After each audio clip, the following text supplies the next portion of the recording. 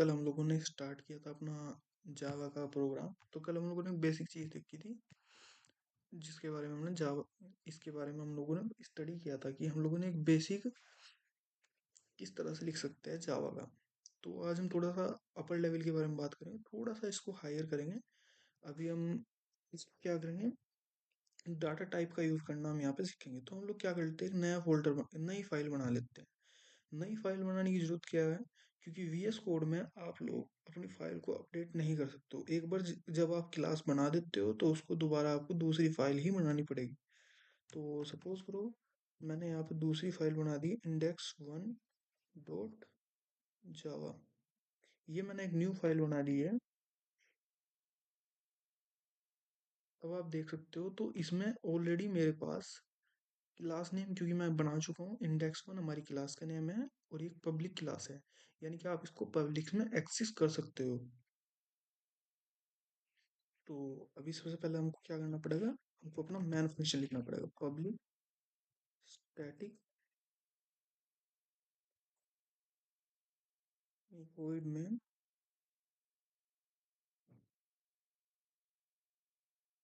args। ये हम लोगों ने लिख लिया है। अब हमको क्या करना पड़ेगा, सपोज करो मैं यहाँ पे वेरिएबल ले लेता हूँ। अच्छा, आप मान लीजिए आपकी एज 25 साल है, मैं इसको प्रिंट करवाना चाहता हूँ, बट इसके लिए मैं डायरेक्ट नहीं लिख सकता, मुझे इसको किसी वेरिएबल देना पड़ेगा। तो मैंने इसको एज इक्वल टू, ये मैंने एज का वेरिएबल दे दिया है। लेकिन यहाँ पे प्रॉब्लम क्या है कि मुझे यहाँ पे इसकी एज का डाटा टाइप भी बताना पड़ेगा। तो एज जो है मेरा इंटीजर टाइप का है, यहाँ पे मैंने इंटीजर लिख दिया है और अब यहाँ पे मेरे को सेमीकोलन लगाना पड़ेगा। मैं चाहता हूँ कि एक फ्लोट टाइप की वैल्यू ले लूँ, जैसे कि पाई। पाई आपकी एक फ्लोट वैल्यू होती है जिसकी वैल्यू होती है 3.14। अब यहाँ पे आप जैसे ही कोमा लगाओगे एरर आएगा, क्यों? क्योंकि आपको 3.14 के बाद एफ लिखना पड़ेगा, कैप स्मॉल एफ, जिससे पता चलता है कि आपकी वैल्यू फ्लोट है। ये बाय डिफॉल्ट होता है। अच्छा, अगर मैं यहाँ पे चाहता हूँ कि अपना नाम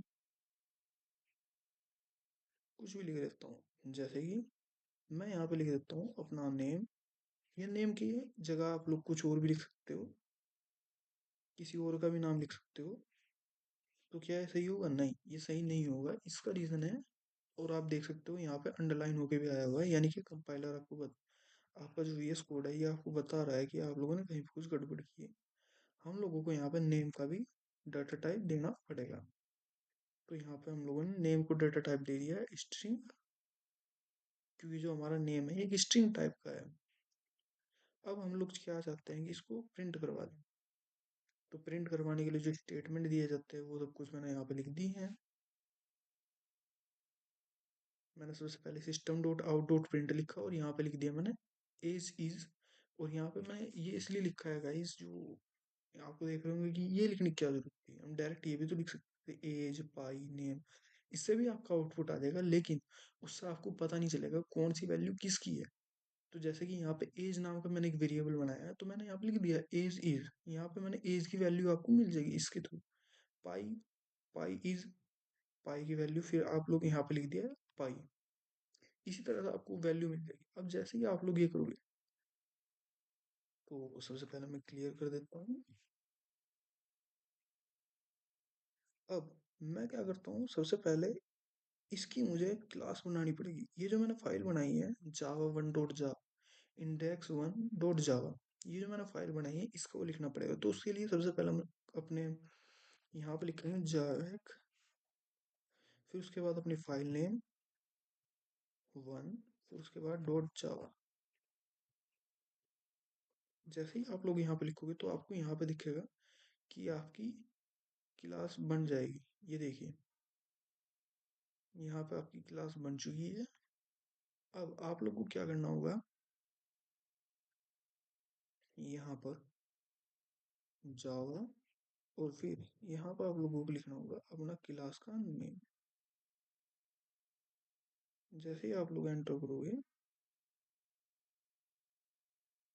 तो देख सकते हो यहाँ पे आपकी क्लास अभी भी अपलोड नहीं हुई है। तो सबसे पहले तो आपको अपनी क्लास ही लानी पड़ेगी। ओके, तो सबसे पहले हमको अपना प्रोग्राम भी सेव करना पड़ेगा गाइस। उसको सेव करने के लिए हम कंट्रोल प्लस एस का यूज़ करते हैं। जैसे ही आप लोग प्रोग्राम को सेव करोगे, सबसे पहले मैं इसको क्लियर करके दिखा देता हूँ। क्लियर किया। अब यहाँ पे मैंने अपना जावा इंडेक्स 1 जैग ली दिया है। अब आप देख सकते हो यहाँ पे मेरी जो क्लास है index1 डॉट क्लास, ये मेरी क्लास बन चुकी है। अब मेरे को क्या करना पड़ेगा, यहाँ पर अपना जावा और यहाँ पे फिर फाइल नेम लिखना पड़ेगा। जैसे ही मैं एंटर करूँगा, मेरा आउटपुट आ जाएगा। जो मेरी एज है वो 25 है, जो मेरी पाई की वैल्यू है वो 3.14 है, और जो मेरी नेम की वैल्यू है वो मुकुल कुमार है। तो इस तरह का आप लोग डिफरेंट डिफरेंट डेटा टाइप के लिए डिफरेंट डिफरेंट वेरिएबल का यूज कर सकते हो। उसको कम ऑनलाइन VS कोड में कैसे यूज करना है, कोड कैसे करना है, उसके बारे में मैं आप लोगों को बता दिया। ओके गाइस, मिलते हैं नेक्स्ट वीडियो में।